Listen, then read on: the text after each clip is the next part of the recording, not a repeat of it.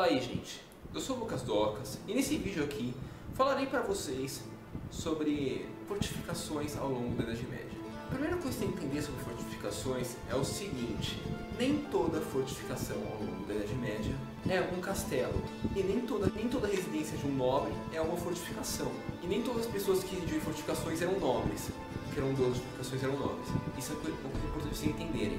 Mas vamos lá, o que eram as fortificações da Idade Média? Elas eram construções feitas para a guerra, para aguentar a guerra. Você poder tirar alguma vantagem da estrutura em meio a uma guerra, tipo, poder se defender melhor lá dentro, poder atacar com mais facilidade, coisa assim. Poder se proteger de alguns ataques, poder recompor forças para um ataque novo, evitar um ataque surpresa. Fortificações servem para muitas coisas. E havia diversos tipos de fortificação. As pessoas normalmente acreditam que fortificações eram só aqueles grandes castelos de pedra, com muralhas, torres, não sei o que. Acho que no último vídeo sobre feudos, você já deve ter visto que não é bem assim. Tem torres pequenas, mas tipo, tem coisas menores ainda que isso. E nem todos os castelos também são de pedra, fortões assim, resistentes, que a gente gosta de acreditar. Bom, vou comentar da fortificação mais simples até a mais elaborada nesse vídeo, para vocês entenderem melhor. Porque esse vídeo na verdade é um assunto sobre guerra medieval. É um subassunto da guerra também. De outros assuntos faz parte também, né? Mas vamos lá. O primeiro tipo de fortificação, e o mais simples deles que eu tenho para apresentar para vocês, são as fortificações cavadas ou fortificações de terra.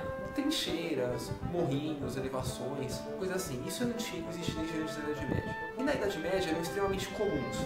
É provavelmente o tipo mais comum de fortificação militar que você iria ver ao longo da Idade Média. Quando se fez na hora, algumas eram grandes e eram feitas para durar mais tempo, assim. Normalmente não eram lugares de habitação, assim, de moradia. Eram apenas para cercos, guerras e coisas assim, batalhas. Porém, em algumas cidades, principalmente no mundo celta e no mundo nórdico, entre aspas, nórdico, os vikings lá, era comum. Entre os povos europeus não era tão comum assim. Era muito comum entre esses dois, mas entre os russos não era tão comum. Mas ainda havia, assim.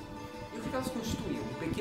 Uma colina com um fosso cavado nela e com a parte após o fosso uma elevação de terra com essa terra que foi escavada do fosso. É o tipo de fortificação mais simples. Na Inglaterra era conhecido como fortificação dos antigos, muito citado nos livros do Bernard Cornwell, nas crônicas saxônicas, por exemplo. Eu falei, esse tipo de fortificação não servia como moradia, era apenas para batalha. E poderiam ser feitos em volta de cidades, assim, ou de castelos ou coisas do tipo.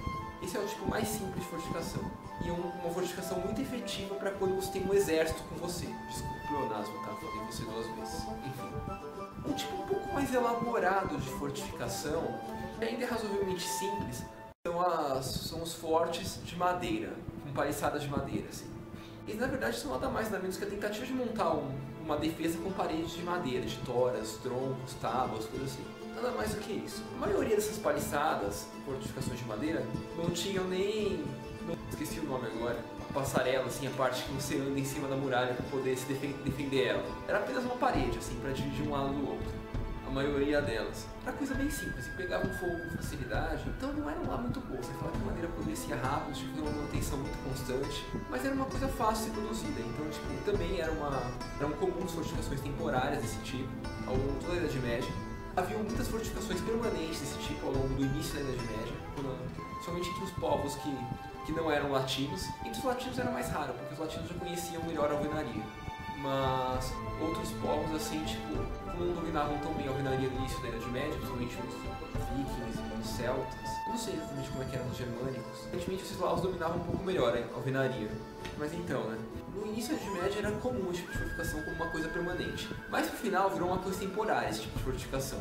Observação: poderiam haver castelos de pedra com partes de madeira ainda, documentando o tipo de fortificação. Às vezes uma fortificação em si possui vários tipos, vários modelos dentro dela, vários formatos. Tinha uma muralha de madeira, uma muralha de pedra, sei lá, pra vocês entenderem. Às vezes só um fosso de terra, assim. Mas esse era mais comum no início da Idade Média. Outro tipo de fortificação que ocorreu também, esse é um pouquinho mais resistente, eram as fortificações em forma de igreja, assim. Sim, as igrejas eram de pedra, ou tijolos, ou coisa do tipo, nariz de alguma forma. E elas eram imunes ao fogo. E como na Idade Média, somente entre os lugares que os pagãos atacavam, territórios atacados pelos pagãos, era comum os cristãos estarem em igrejas fortificadas para poderem resistir. Porque as igrejas, depois de um tempo, passaram a ser o alvo preferencial dos pagãos, principalmente dos vikings lá. Tipo, nem todo pagão era saqueador, assim. Haviam saqueadores de ambos os lados, os pagãos com os cristãos, assim. Mas, tipo, os pagãos que saqueavam os cristãos geralmente preferiam atacar igrejas, porque lá eram pontos de baixa resistência, padres não são guerreiros, e que acumulavam muito ouro e muitos recursos. Então eles atacavam esses lugares, preferiam. Porque era um alvo mais fácil, né? Meu sincero. Então, com o tempo, eles foram se aperfeiçoando e melhorando a fortificação das igrejas.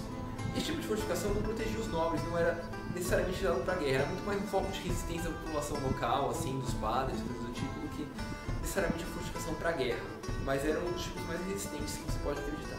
Você fala que, tipo, guerra mesmo não acontecia numa igreja, porque era só meia dúzia de saqueadores tentando roubar o ouro dela. Não era, tipo, uma guerra para dominar uma igreja. Ninguém faria uma idiotice dessa. Então, outro tipo de fortificação que existiam eram as casas que não eram só de madeira, eram feitas de uma madeira misturada com barro, assim, com argamassa. Eu acho que é taipa. Tipo, tinha uma argamassa, assim, para o barro não ficar quebradiço, que nem são as casas de barro aqui no Brasil. Eles já tinham pensado nesse detalhe, tipo, tinha alguma proteção para não ficar quebradiço, assim. Esse tipo de parede poderia ser útil para fortificar alguma coisa. Seria mais resistente do que a madeira, mas ainda assim não seria lá muito resistente para...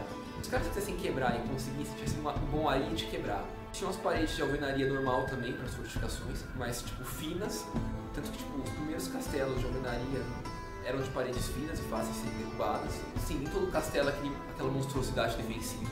Os primeiros castelos normalmente não eram muito bons em defesa, tipo, eram de alvenaria ou pedra, mas eram paredes finas. Geralmente usavam muita madeira para apoiar a pedra e isso tornava as paredes ainda mais frágeis, porque tipo, não eram tão bem cortadas as pedras, equilibradas juntas. Por fim, chegamos ao modelo que conhecemos como castelos, que acho que são as fortalezas mais resistentes que houveram ao longo da Idade Média.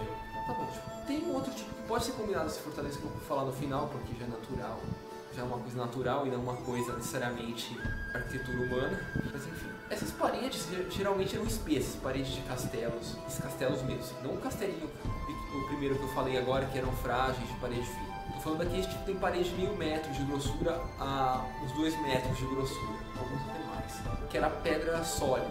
Pedra sólida não, era pedra concretada ali, um negócio que não dava pra arrombar, que tipo, esse é o tipo de muralha mais resistente que foi feito ao longo da Idade Média. E se depender, esse tipo de muralha é resistente ainda hoje, porque os tiros de tanque, de fuzil, coisa assim, provavelmente não atravessa uma parede bem feita de castelo. Vão causar um estragozinho, mas tipo, provavelmente não vai destruir a parede completamente, não vai atravessar. E agora que eu falei desse tipo de parede, eu vou falar sobre os detalhes que poderiam fazer muita diferença na defesa, às vezes até mais do que o material ou a forma como a parede era construída para defender sua fortificação.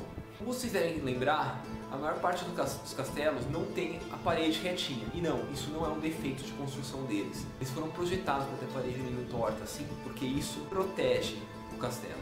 É meio confuso explicar porque isso serve para muitas proteções. Vou tentar citar a primeira delas é tipo que balas, canhões, catapultas, pedras grandes assim, arites, tenderão a ter mais dificuldade em quebrar a parede, ou ela inclinada, porque isso fará a reflexão do projétil. Essa é a primeira coisa. A segunda coisa é que as pessoas geralmente tentavam quebrar a parede de castelos na Idade Média cavando elas, cavando por baixo delas. E com o formato inclinado era mais difícil cavar para derrubar. Essa é a segunda vantagem. A terceira vantagem é que era mais difícil escalar a parede, que com ela inclinada, levemente inclinada, você poderia... Eu sei, seria teoricamente mais fácil, mas não, isso aumenta a extensão da parede. Ela tem 3 metros, imagina duas paredes assim, uma inclinada e outra não. As duas têm 3 metros de altura, só que a inclinada, tipo, entre um ponto e outro tem 1 metro de inclinação. Isso aumenta o tamanho necessário para a escada, para você poder subir a parede, porque ela terá que compensar a inclinação também, não só a altura. Estão entendendo? E por fim tem um último detalhe que a inclinação favorece, que é a defesa. Sim. Quando você tem uma parede reta, é mais difícil você mirar uma flecha em quem vem debaixo dela. Quando ela é levemente inclinada, você consegue se inclinar com a flecha para mirar melhor e ver melhor. Você consegue visualizar melhor os invasores e com isso mirar melhor sua flecha, ou sua alabarda, ou sua besta, como você preferir. Você consegue visualizar melhor os invasores. Outra vantagem que poderia ser feita, geralmente utilizada, é o desnível. Sim, a maior parte dos castelos utilizavam o desnível como uma proteção. Castelos fortes, até hoje utilizam desníveis.